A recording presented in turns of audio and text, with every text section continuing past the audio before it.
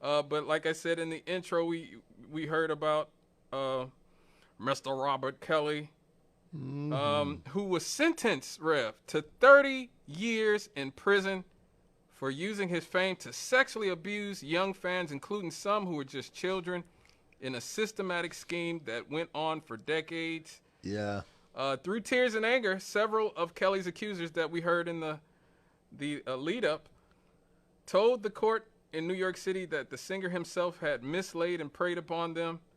Now, R. Kelly himself did not give a statement and showed no reaction on hearing this penalty, which also included a $100,000 fine.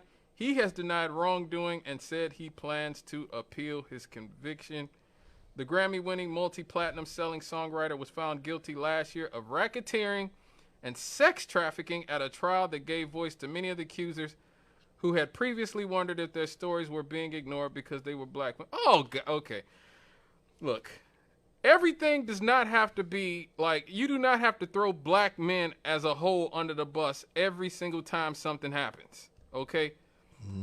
I mean, look, Jimmy Page from Led Zeppelin kidnapped a 14-year-old girl, kept her in his locked up in his house for years. Okay, this is known thing. Okay, anybody can Google it, look it up.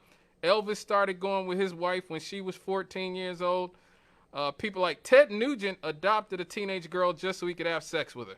Okay, don't make this a black woman thing. Don't make this about black men not protecting black women or you know, nobody wanting to listen to black women. Rich, famous men have always had teenage lovers. They've always treated women like trash. Groupies have always, on some level, allowed these celebrities to treat them like trash. Do not throw us all under the bus with this. Oh, we were ignored because we were black women. Ain't nobody talking to Elvis's victims or any of those other dudes' victims either. Okay, stop it. Like, I'm sorry, Rev, but no, you're right. I mean, at the end of the day, you got a guy who, when he was young, he had one thing going for him, that he could sing his butt off. Yep. And people were willing to put up with a lot of craziness because they wanted to be near the guy who could sing his butt off. Yep. And apparently, in some cases, sing them out of their clothes. Yep. There were young folk whose parents knew they were hanging around him. Right. But because it was they saw it as an opportunity to get access to fame, they looked the other way. Yep. In my eyes, they're no different than the parent whose kids steal stuff and they help him hide it. Yep. I agree with that on some level. I mean, I'm not even going to get into some of the rumors about Aaliyah and her mother, the things that Aaliyah's mother knew about what R. Kelly and her daughter were doing, and some of the things maybe she even participated in herself. But you can all Google Aaliyah's mother, R. Kelly, and see for yourself a lot of the type of rumors and innuendo that goes on there. Her uncle, Barry Hankerson, is a very famous guy in the music industry who was married to Gladys Knight at one point. So I believe Gladys Knight was her auntie at one point, Aaliyah's auntie for a while. And he had a falling out with his sister because he wanted to kill R. Kelly. Like, he found out about what happened with R. Kelly. Hankerson owned R. Kelly's the boutique label he was on, Blackground Records. And so he finds out about what R. Kelly's doing with his niece, and he wants to kill him. Okay, and he says, we have to completely shut off contact with R. Kelly whatsoever. His sister, Aaliyah's mother, allegedly did not want to end contact with R. Kelly and wanted to continue to work with R. Kelly, even after he married her. Okay. Yeah, so that's what I'm saying. Some of these parents, it's just like back in the days with Michael Jackson, okay? I don't care whether you feel Michael Jackson was innocent or guilty, whatever. There is no way my parents would let me be sleeping in a bed with a grown man or just let me travel the world with a grown man that ain't a relative of mine. Just not happening. Just not happening. I'm sorry. And so a lot of these parents, they are just as much to blame. Some of them should be on trial too.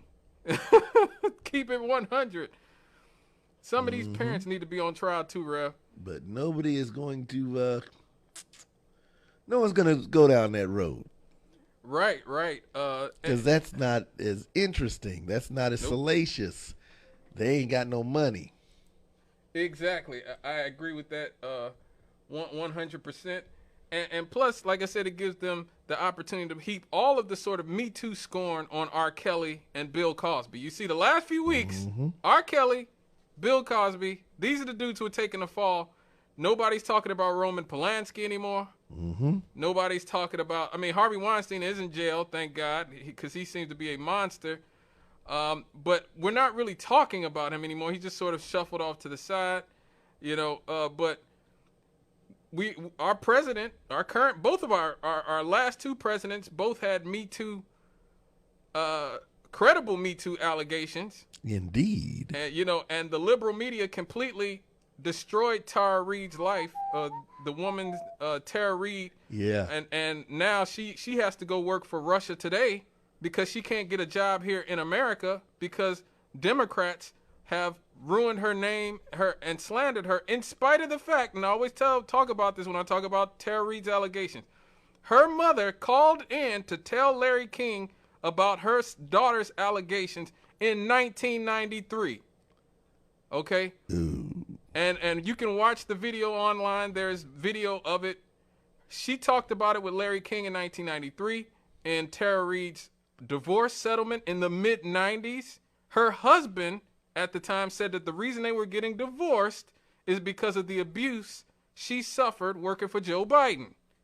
That's why they said that they were getting divorced in the 90s. So the liberal media made it seem like this woman was just coming out of nowhere with these allegations and incredibly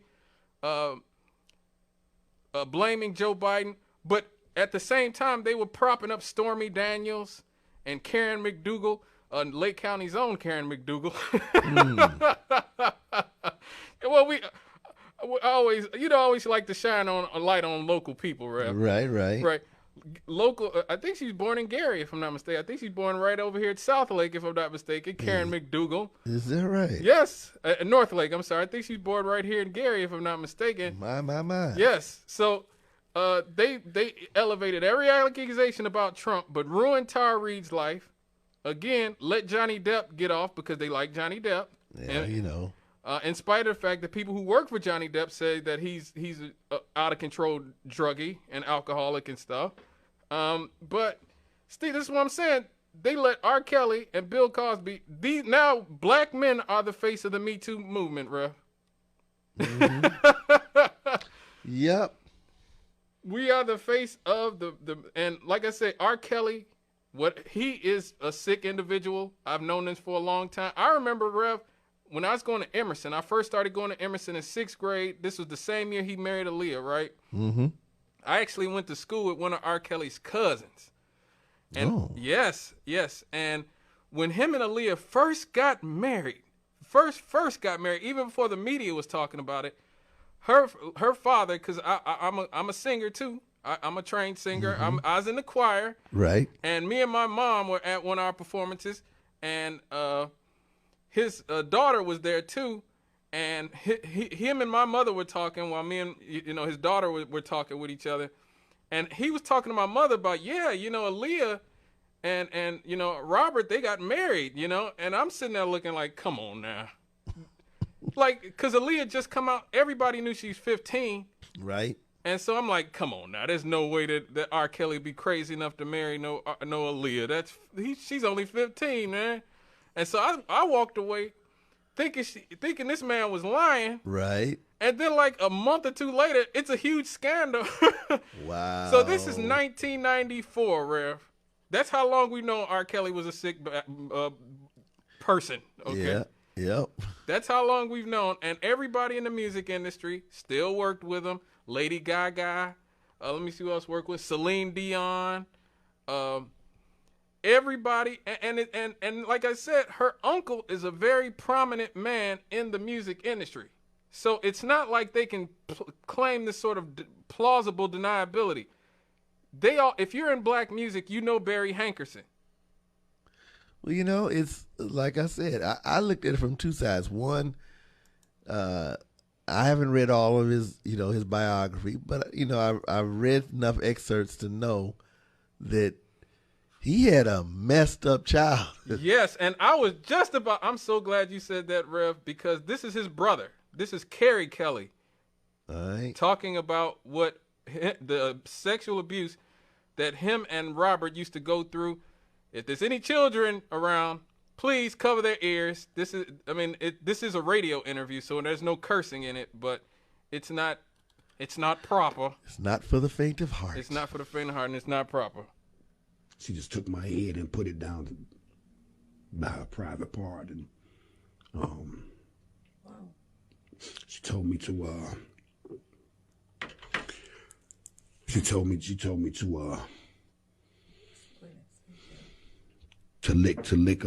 lick her private parts. So of course I didn't know what I was doing. At 6 years old. 6 years old. She was like, stick your tongue out, lick it hard, lick it fast. She's giving you instructions. And she started giving me oral sex with her mouth. So she turned around and laid me down, and she sat on me, and she took her hand and she grabbed my private part, and she put it in. Right.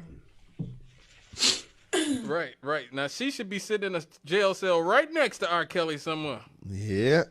Their teenage sister, when they was 5 and 6 years old, did that to those young boys, and we don't talk about that enough either.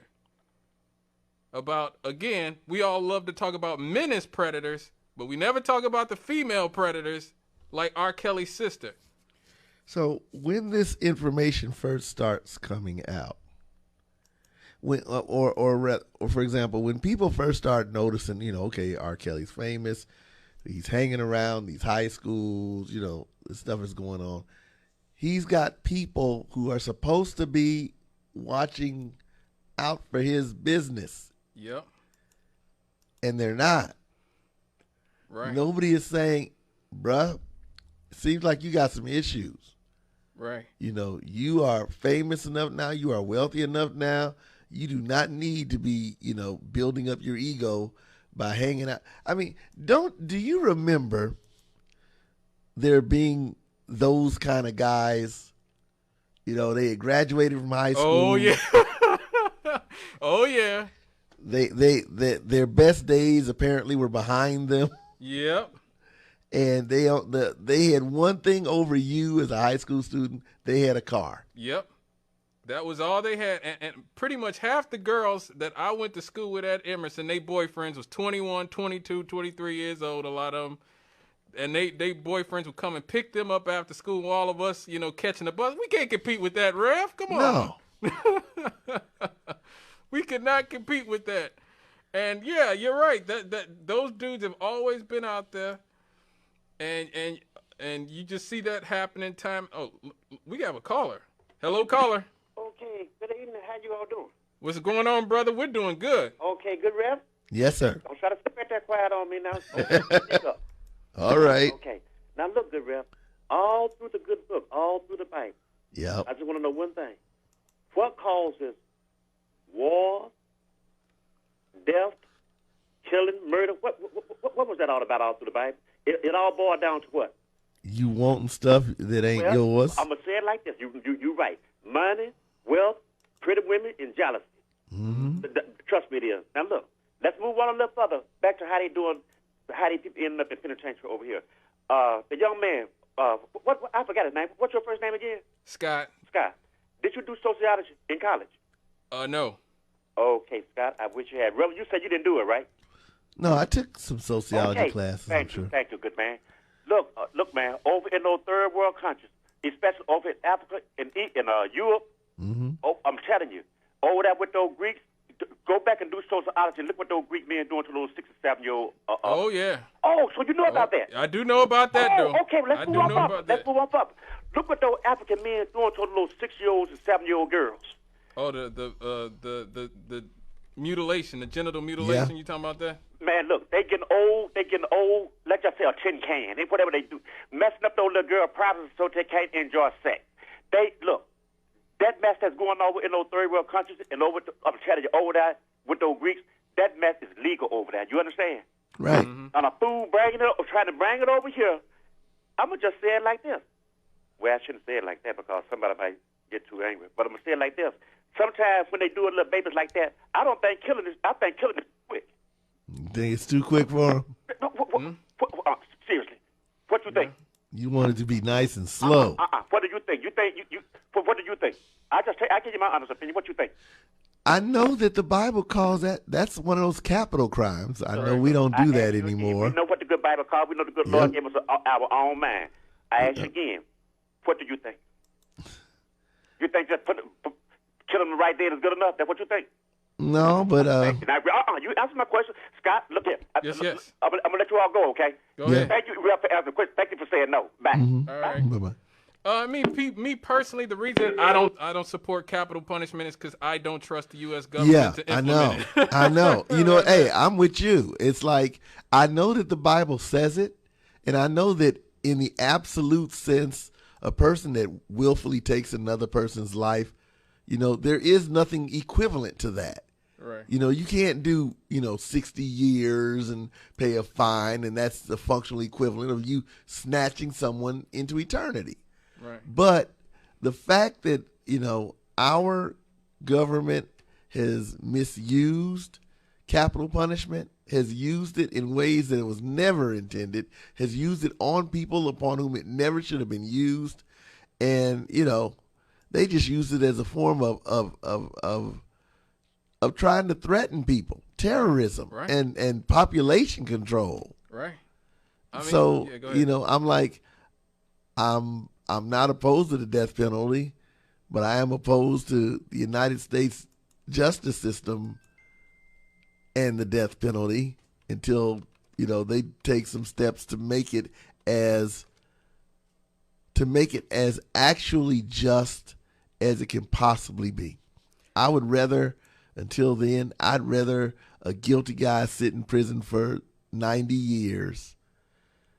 Right. I absolutely agree with you, Rev. It's ironic we just talked about that because a few weeks ago I saw this on Twitter and I didn't realize this, but the anniversary of the execution of George Stinney happened. He was 14 years old. Yep. A young black boy. He was 14 years old, convicted in 1944. In a trial that was later vacated as unfair and many years later in 2014, he was accused of murdering two young white girls who were 11 and 7 in his hometown in South Carolina. This 14-year-old boy was executed by electric chair. Yeah.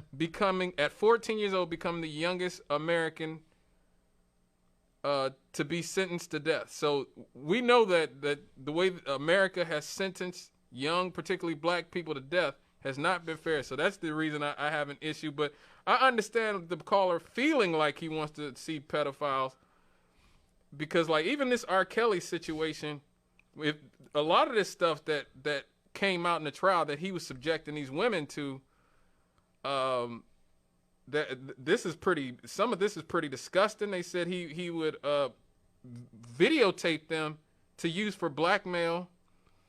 Wow. According to the testimony, he gave all them herpes without disclosing that he had the STD. They said he actually coerced a teenage boy to join him for sex with a naked girl who emerged from underneath a boxing ring in his garage. Jesus. And shot a shaming video that showed one victim smearing feces on her face as punishment for breaking his rules. That is disgusting. Oh, gosh. Obviously, it's almost like he's punishing these girls for what he experienced. That's actually a good point because he can't get his big sister back. Yeah, he cannot get his big sister back. Like his older brother seems to be somewhat trying to move on with his life. He actually talked to their older sister and told her that he forgives her. But man, he's a much better man than me. I will just say that. I don't know if I could forgive that. Something like I guess I'd have to pray on it. I'd have to pray on it a lot and have to go through a lot. But You'd have to get counseling. Yeah. You know, even if you could find a way to say the words "I forgive you," you'd still have to get a lot of. Yeah, you do need counseling. That's not something you just walk away from, bounce back from, shake your head, no. I absolutely agree. His current lawyers had argued that he should get no more than 10 years in prison because of this traumatic childhood, which included sexual abuse, poverty, and violence. And he's illiterate. I think a lot of times, I always forget about this, but that is true. He is functionally illiterate. Yeah. And he was completely robbed, defrauded, and financially abused by these same managers. But yeah, like R. Kelly grew up I believe he grew up in the Robert Taylor homes, if I'm not mistaken. But, with that level of poverty, with that level of sexual abuse and physical abuse, I'm not saying people have to completely forgive R. Kelly and just let him go. Lord knows he deserves to be in prison for the sick things he did. He needs to be in a place where he can get some serious treatment. Yep. And needs to be in there for a long time. Yep. And it's just a shame because here's a guy that has a brilliant talent. Yep. And because of the talent and because of the money that others recognize they could make off of him, they just look the other way. Yeah. This is a tragic situation. I mean, especially like for the women involved and for the sexual abuse he suffered when he was a kid. But as music fans, I mean, just the sheer volume of songs that R. Kelly wrote, like there was a Twitter a Twitter thread a few days ago that said, do yourself a favor, do not look at the credits of all the R&B songs that you liked back in the 90s. Like, and they were saying like, and they had like a sheer list of songs that he had written, and when you look at it, at the songs that he wrote for other people, from Celine Dion to Aaliyah, Michael Jackson, like the sheer volume of songs he wrote songs with the Isley Brothers. He was a big part of bringing the Isley Brothers back to prominence in the 90s. He wrote a lot of those songs with them. He is, to me, without a doubt, as somebody who loves music, I like politics, but music is my first love and will always be the most important, consequential R&B artist of the last 30 years, bar none. Without these allegations, whatever, R. Kelly, nobody has done more in terms of writing songs, producing songs, singing songs, making music, changing the sound of R&B music over the last 30 years than R. Kelly. He has done so. It's really him and Mary J. Blige, I think, in terms of since the early 90s, and a big part of that makes this really tragic because so much of his music that is brilliant will be forever stained by his actions. Yeah. Like, we still play him on here. I play him on here all the time on WLTH. But I know a lot of other stations will not play his music anymore. Wow. And, well, you remember with Bill Cosby, for a minute there, it was like they snatched the Cosby Show off the air. They snatched Different World off the air. And, it was like, we going to make him pay. Well, really, you're not punishing him through that. You're punishing all the people who won't get to see his work. Right. His body of work is unimpeachable. Right. Now, what he did personally, what his wife apparently put up with, or, however you want to put it, that's not unimpeachable. But his body of work, the fact that he's done, I don't recall any of those HBCUs giving his money back. Right. And they shouldn't. We broke. Exactly.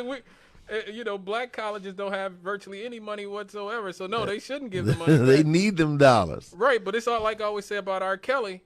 The songs didn't molest anybody. No. So I don't feel any conflict in listening to R. Kelly's music, but a lot of people will, especially some of the more sexual songs. You know, people look at songs like "Seems Like You're Ready," and which seems to be a guy talking about a younger woman, or Aaliyah's song "Age Ain't Nothing But a Number." You know, which is extremely creepy when you listen to that song. When you realize, like, a few months later, she'd be married to R. Kelly. Yeah. So after putting that out, so like his legacy will be stained forever by this, and it's so unfortunate because, like I said, he's such a talented individual, the most consequential R&B musician of the last 30 years, and hopefully, like you said, he gets a lot of help. America's prison system does not seem to do a good job of rehabilitating people, at least that much for some reason. Other countries seem to do a better job of rehabilitating people. A lot of our criminals going to prison and become better criminals. So I hope in 30 years R. Kelly doesn't come out and become like a super molester or something. If he serves the same, you know, but probably by then he'll be 85. He won't be able to do anything. But yeah, this is absolutely tragic, folks. Folks, please stay with us. We have to go to a break here on WLTH. Please stay with us. When we get back, we're going to talk about R. Kelly's female counterpart, I guess, Ghislaine Maxwell, and why she was a pimp. She was a pimpette. And exactly why didn't she get as much time as he did, considering the sheer volume of girls she was trafficking? We'll be right back after these.